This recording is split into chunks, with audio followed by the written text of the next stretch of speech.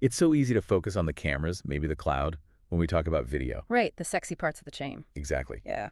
But the real headache, the part that gets really tricky, is almost always at the very end. How do you get that stream from the internet onto a physical screen? That's the classic last mile problem for this kind of infrastructure. We just assume it works, but you still need some kind of bridge between the digital packet and a physical HDMI port. Which brings us to the hardware for today's deep dive. It's the Thor Broadcast DECODEPRO4K. Right. The spec sheet calls it an IP video decoder, but really it feels more like a universal translator for video. That's a great way to put it, because it's not a capture card. It's pulling streams directly off a network switch. And the list of protocols it understands is, well, it's exhaustive. It's a whole alphabet soup. I'm seeing RTMP, RTSP, UDP, HLS. It covers pretty much every base you could need. So you have something like UDP for, say, a live stadium feed where every millisecond is critical. And then HLS for when you need to distribute over a network that might be a little less stable, a bit choppier. And it handles both codecs, right? Yeah. H.264 and the newer H.265. Yes, and that H.265 support is a really big deal for bandwidth. I mean, if you're pushing 4K video, that efficiency is what keeps you from just, completely choking the network. Speaking of 4K, it does go up to 3840 by 2160. But here's the part that I found, well, kind of weird, but also really pragmatic. Let me guess. The outputs. The outputs. Alongside the modern HDMI port, I'm seeing CVBS and VGA. It looks like a fossil, doesn't it? But in a real-world professional installation, that is an absolute lifesaver. I mean, VGA is dead for consumers. We all know that.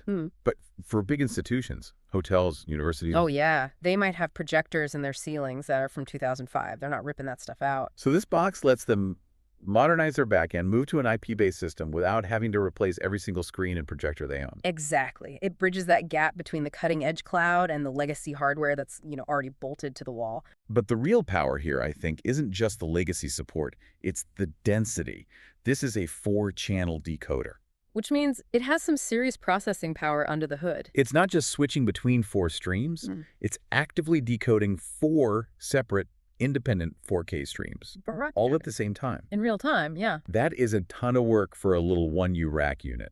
Think about a security operations center or a broadcast control room with a multi-viewer. You're never just watching one feed, right? Never. You need multiple angles on a video wall instantly. And this one box replaces what would have been 4 separate decoder boxes before. It just cleans up the rack so much. Which I guess helps explain the price. We're looking at around $4,000. Yeah, it's about $3,995. This is definitely not a gadget for your living room. It's serious industrial kit. And another giveaway for that is the management interface. You get a web GUI, sure, but the key feature is SNMP support.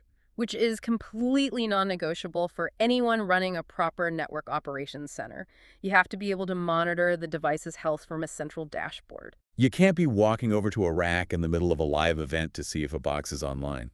No way. It has to be reliable. Whether it's running digital ads in an airport or the feed to a luxury suite in a stadium, if that screen goes black, it's a disaster. So really, the DECODEPRO4K is this invisible but essential workhorse. It's making all this modern visual infrastructure we see every day actually possible. It really is. And it shows that cutting edge doesn't just mean everything is wireless.